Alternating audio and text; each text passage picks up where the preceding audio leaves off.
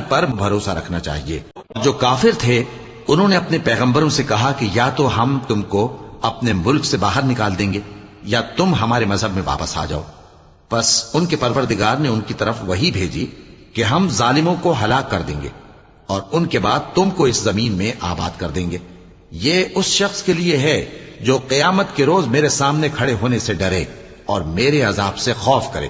اور پیغمبروں نے اللہ سے فتح چاہی اور ہر سرکش ضدی نامراد رہ گیا۔